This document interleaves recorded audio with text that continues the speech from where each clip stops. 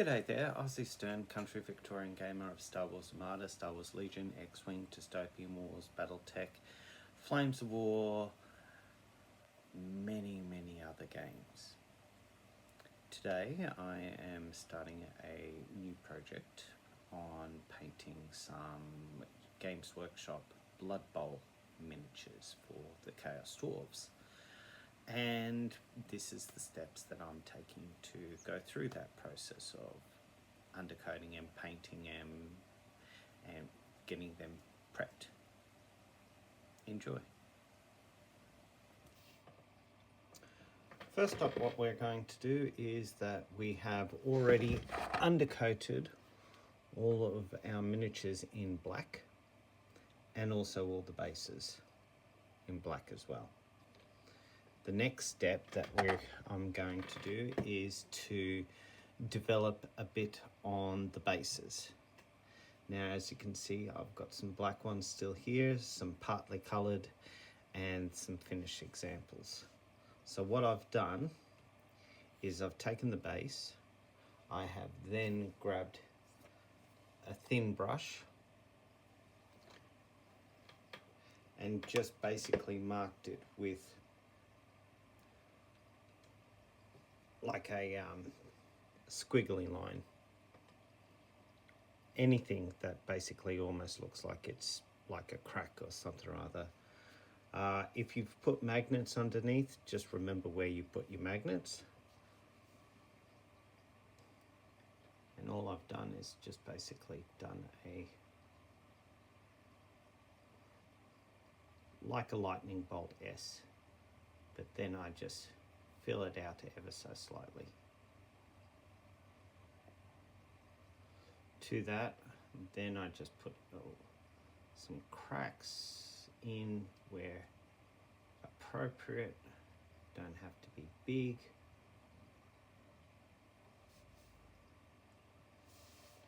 To give it just a bit of a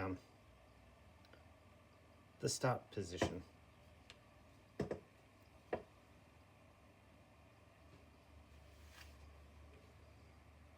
For larger bases, like what will be on the Bull Centaur or the Minotaur, I generally like to go a little bit more heavier.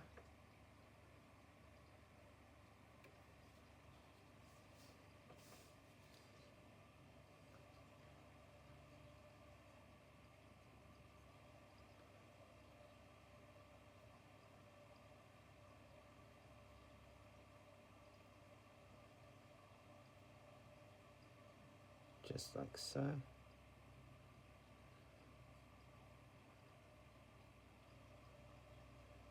And even if it goes to the edge, that's fine.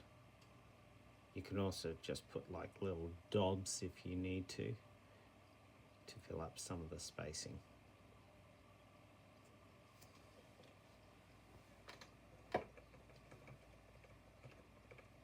Now, while it's still wet, relatively, I then use, well, I've used Memphis Stone Red. The next one that I use is Troll Slayer Orange while it's still wet. That way the actual paint blends a little bit. So you've got that multiple tone of orange as well as the orange and red.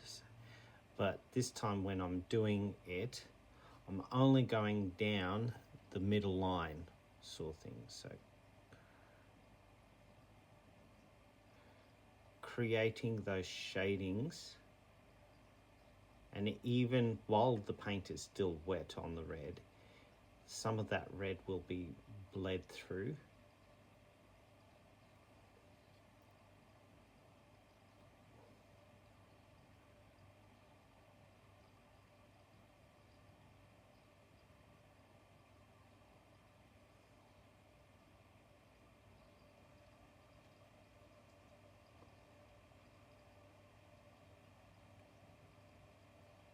Just like so.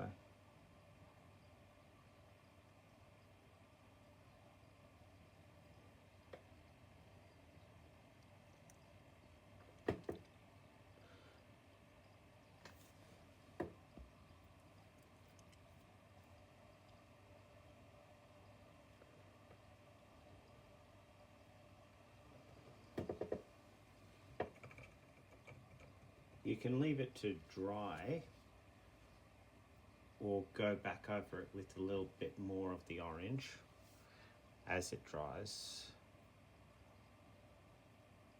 The problem is if you leave it to completely dry without blending the colours together, it becomes like that. Very much, it doesn't look natural. So by blending it ever so slightly, sort of thing, with either you can use like a little bit of water or even go back over it with a little bit of a red wash sort of thing, that's fine. And don't forget the crack. Some of the cracks that you've made can have a little bit of that orange as well.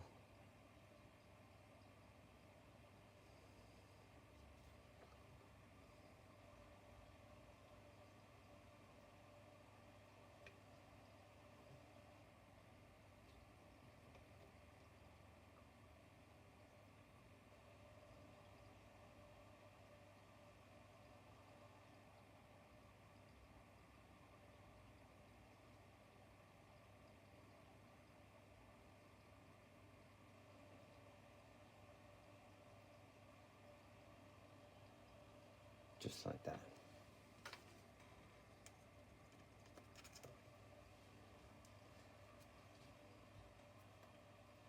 Then we add some flashy git yellow or any type of brighter yellow. Again, same technique. What we only want to do is just a line through the center of it. So even if we go for a finer detail brush,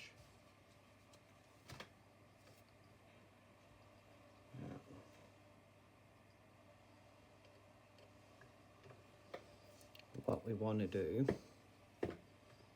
is just go in the center.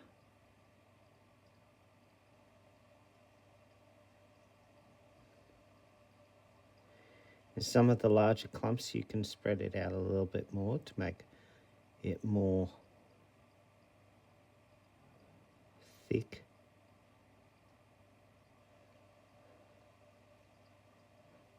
But where it's thin, just a very thin amount.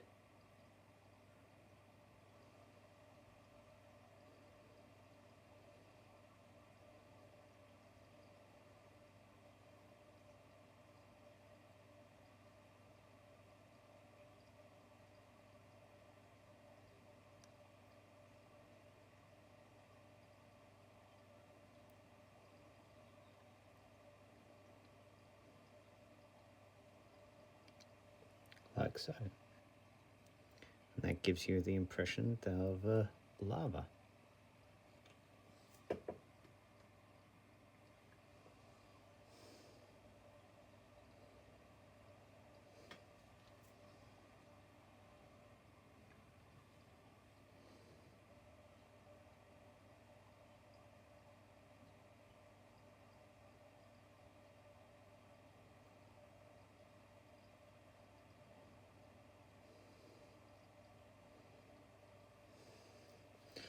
Then all you do is just leave those ones to dry.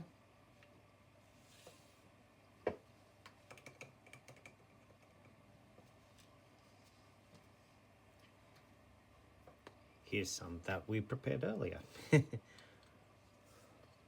So these ones have already been dried and they're ready for the next step.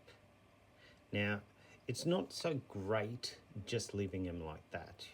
Yes, you can put like colored paint on it, sort of thing, for the rocks, but I do like using actual stone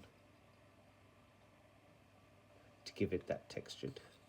So in my bits box, I still have some GW small basing stones that came out, I want to say 90s. It's always handy to see. Other options that you could possibly do is like maybe if you've got a railway modelling store somewhere, they might have some stone that might be appropriate.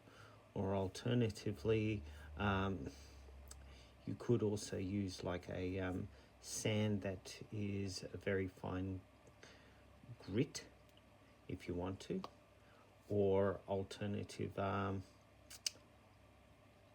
even if you look at aquarium supplies maybe. So all we do is get some super glue of some sort, dab it on,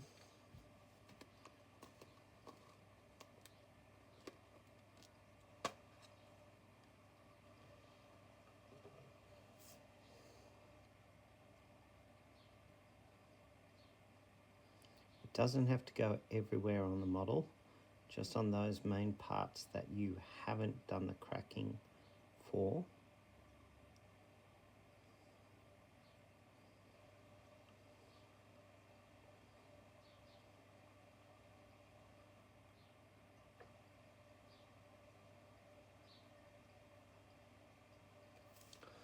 Just like that. Then we just basically pop it into the tin, tap it 1 or twice just so that it's all nice and setting. Then move on to the next one, which I'll glue right now.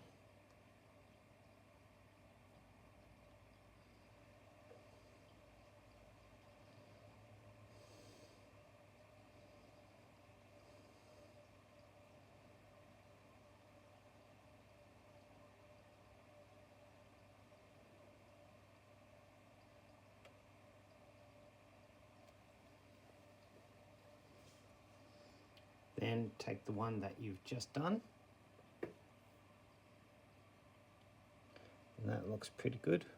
Drop in the next one. Sometimes you may find that there's still some loose, so just tapping or flicking it on the side will help. And then putting it down to dry with the rest of them. And as you can see, I've already got quite a few. I did try a grey snow, but unfortunately you can't quite see all the bleed through, so I'm going to have to do some cleaning with that one in a bit. Now, onto the model.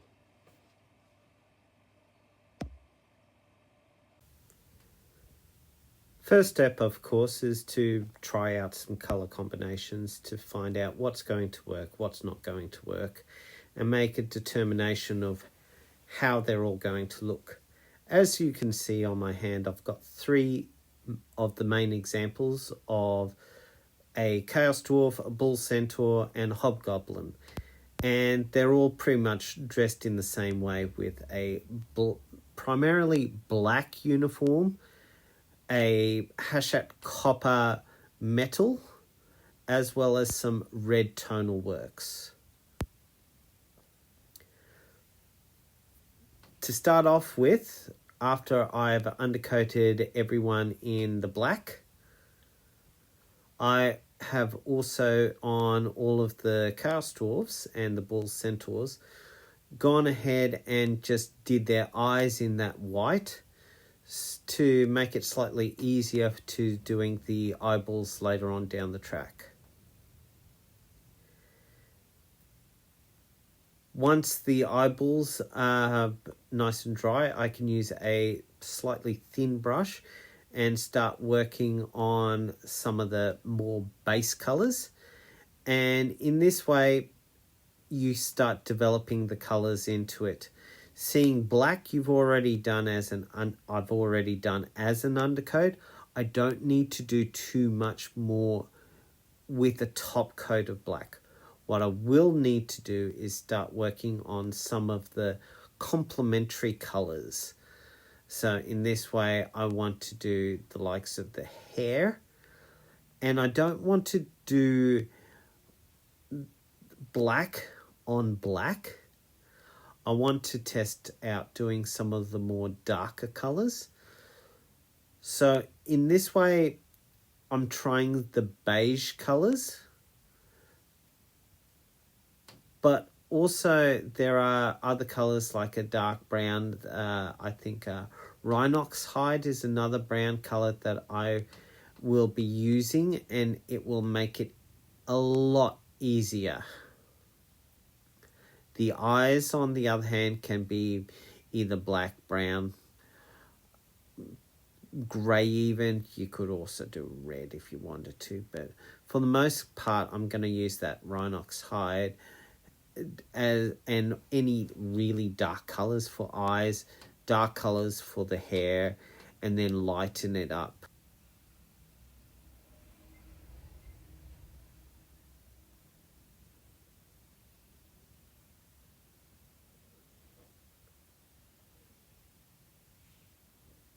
So with the hair, I just want to start putting on the brown.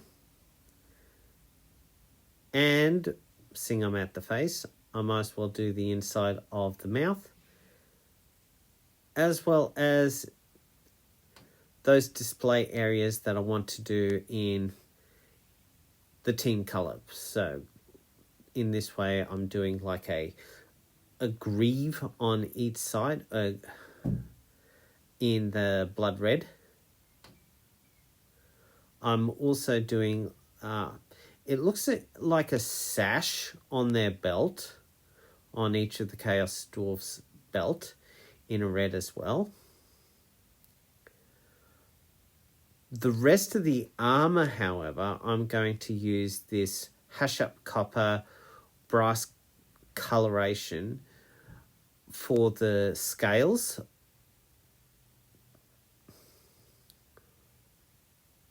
All around the edges of the armor.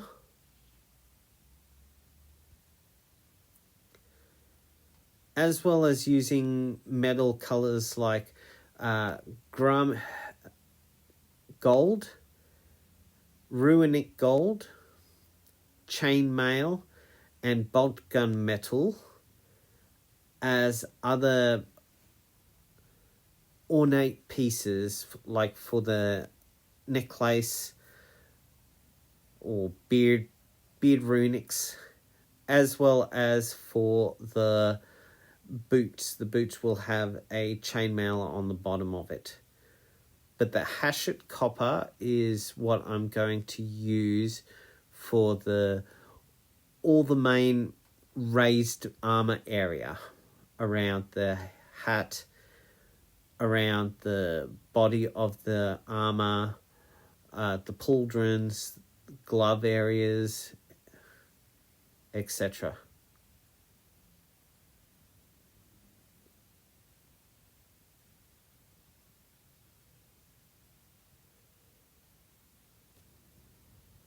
Once the model is dry, now I need to start working on some of the other colorations.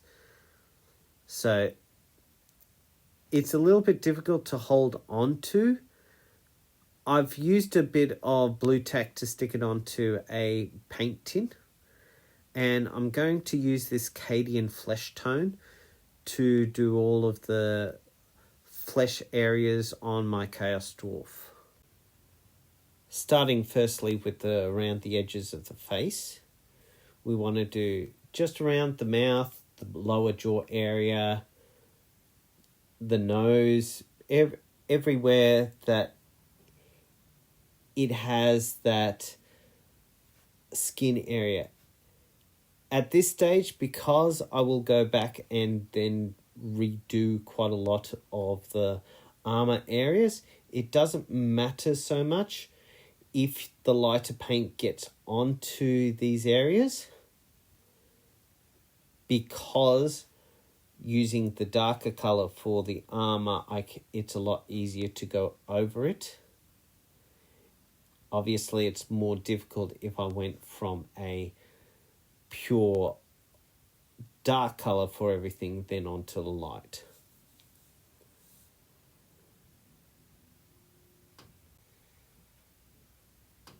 Once we finish with doing all of the skin, we can then pay attention to some of the other areas while the skin dries. In this case, I'm going to do a little bit of a shadow grey colour for the beard. This then combined with some null oil or black contrast colour over the top of it will give the impression of that it's much lighter. And even at the end stages, I can do a dry brush of white over it to get that really old look. Now I've got a couple of different brasses and bronze copper colours that I want to do for the actual beard jewellery, I guess you call it. This time I'm choosing brass scorpion for its colours. But for all my dwarves, I'm using very much different colours, from a gold to the copper to the silver,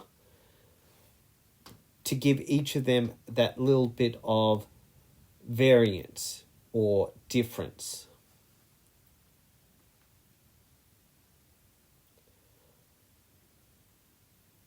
I'm also putting a little bit of the Hashut copper on the knee pads for the Chaos Dwarf blockers, as well as for the bull centaurs. My hobgoblins, on the other hand, will actually have gunmetal for their knee pads rather than a copper.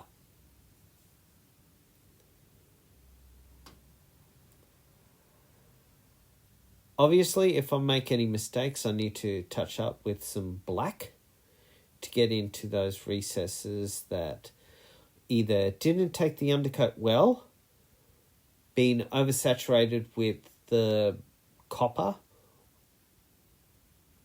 or to fill in some of those areas where the paint has actually run.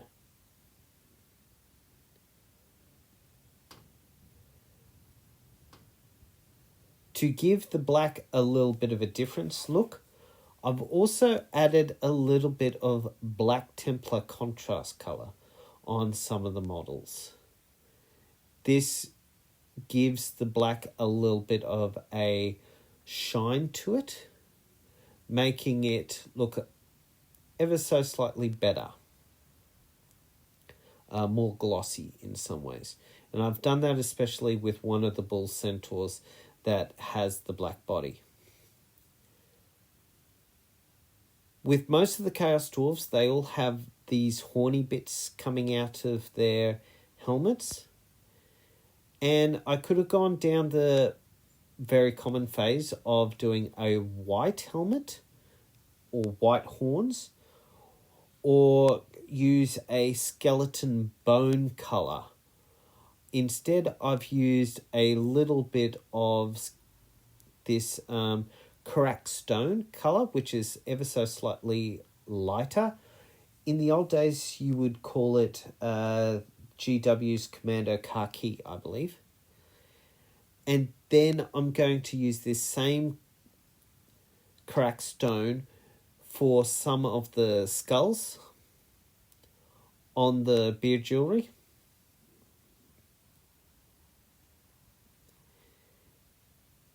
And then to finish off with the jewellery side on the beard with a bit of gunmetal as well.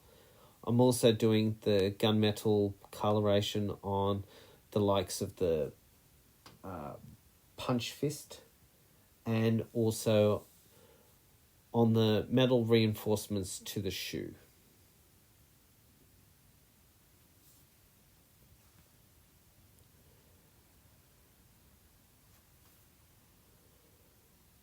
As a final step for the painting of the model,